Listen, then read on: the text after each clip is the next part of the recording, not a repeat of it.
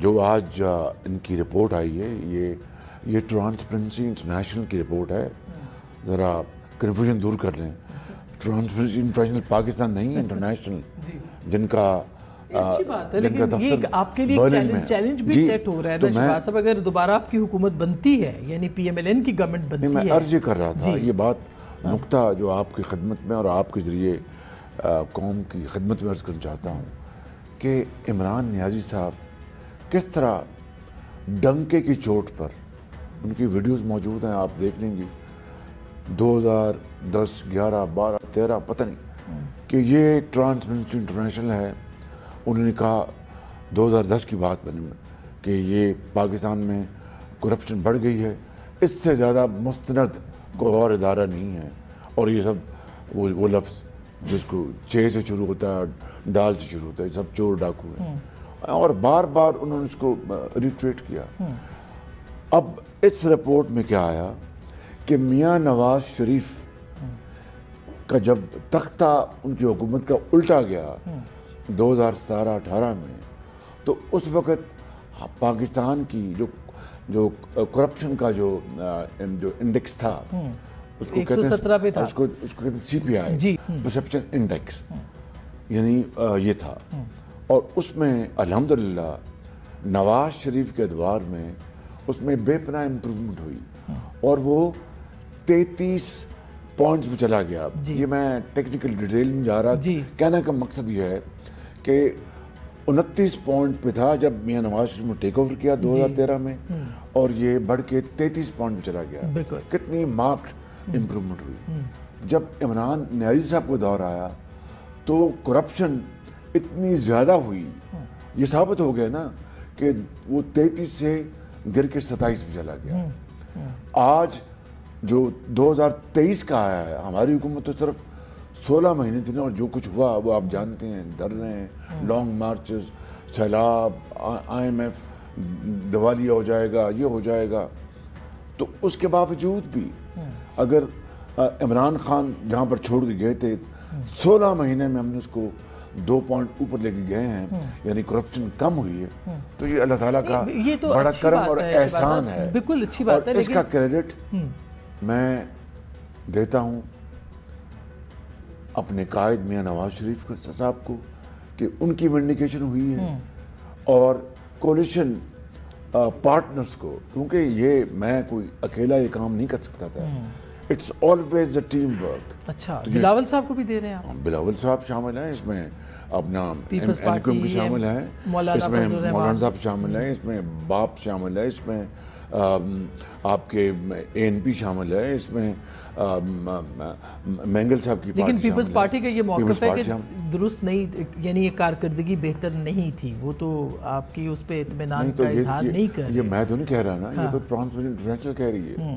یہ جو سازش ہے جس کو کہ کہا گیا ہے کہ غلامی نامنظور اور حقیقی آزادی کی ایک بیانیہ جو ہے وہ تیار کیا، آپ تو خود سیکیورٹی کمیٹی کے کو چیئر کیا آپ نے. اس کے بعد بیانیے میں اور سازش میں زمین آسمان کا فرق ہے. 9 مئی غداری کی گئی پاکستان کے ساتھ، افواج پاکستان کے خلاف. میں یہ بات آج نہیں کر رہا، جب میں، آپ جانتی ہیں، جب میں وزیر اعظم تھا اس وقت بات میں نہیں کی تھی کہ یہ 9 مئی کو جنرل عاصم منیر، جن کو سپہ سالار تعین ہوتے ہوئے صرف ابھی 6 ماہ گزرے تھے، ان کے خلاف غداری کی گئی. لاہور کے کور کمانڈر ہاؤس کو جلایا گیا، قائد ہاؤس کو جلایا گیا، جی ایچ کیو میں حملہ کرنے کی کوشش کی گئی، گجرانوالہ میں، میاں والی میں، اور کس طرح کی زبان استعمال کی گئی، آگے بڑھو اور جلا دو ہر چیز. کیا کوئی مہذب معاشرہ یہ غداری برداشت کر سکتا ہے؟ نہ جمہوریت نہ ڈکٹیٹرشپ. تو اگر لیکن آپ کے دور میں پھر اس پہ کارروائی بھی تیز نہیں ہوئی، یا تو آپ اس کی پروسیکیوشن کرتے. اگر تیز کارروائی کرتے تو آج آپ مجھے کہہ رہی ہوتی کہ شہباز شریف صاحب یہ تو بڑی تیزی سے آپ نے معاملات کو چلایا. اگر سلو کرتے تو آج آپ.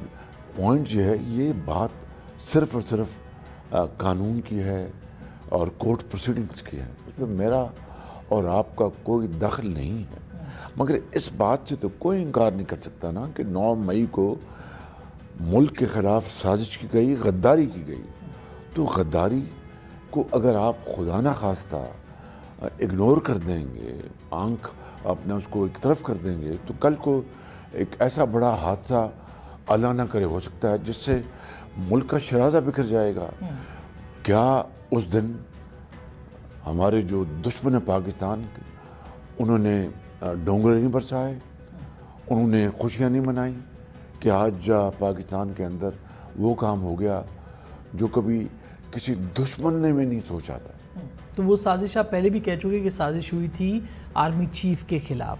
100% میں آج بھی کہہ رہا ہوں، لیکن اس کے اوپر میں آج کہہ رہا ہوں without any fear of contradiction کہ 9 مئی کو عمران نیازی اور ان کے ٹولے نے کیا چاہتے تھے؟ وہ جنرل عاصم منیر کے خلاف سازش کی. ان کو ہٹانا چاہتے تھے. کیا چاہتے؟ ان کو ہٹایا جائے وہاں سے، فوج کے اندر ایک ڈویژن آ جائے، فوج کے اندر کو ہو جائے اور من مرضی کے لوگ آ جائیں اور اس ملک میں قتل و غارت کا بازار گرم ہو جائے اور پاکستان تباہ ہو جاتا. لیکن وہ صرف سیاسی رہنما تو صرف نہیں کر رہے تھے، اس کے اندر تو آپ نے خود کہا کہ اندر کے لوگ بھی موجود تھے. ان کے خلاف کیا کارروائی؟ یہ تو کوئی ڈھکی چھپی بات تو نہیں ہے جی. یہ تو اخباروں میں آ چکا، ٹیلی ویژن پہ آ چکا. کئی حاضر فوجی اور کئی ریٹائرڈ فوجی، ان کی فیملیز کے ممبر جو ملوث تھے، ان کو اس ادارے نے ان کو اریسٹ کیا. اور باقی ان کی کیا ان کے خلاف کارروائی ہو تو میں نہیں جانتا. ان کا اپنا ایک انٹرنل ان کا سارا سسٹم ہے، لیکن یہ بات تو ڈھکی چھپی نہیں ہے. کو کمانڈر لاہور کو ریٹائر کر دیا گیا. تو یہ ایک منظم غداری کا منصوبہ تھا، سازش تھی پاکستان کے خلاف، جنرل عاصم منیر کے خلاف.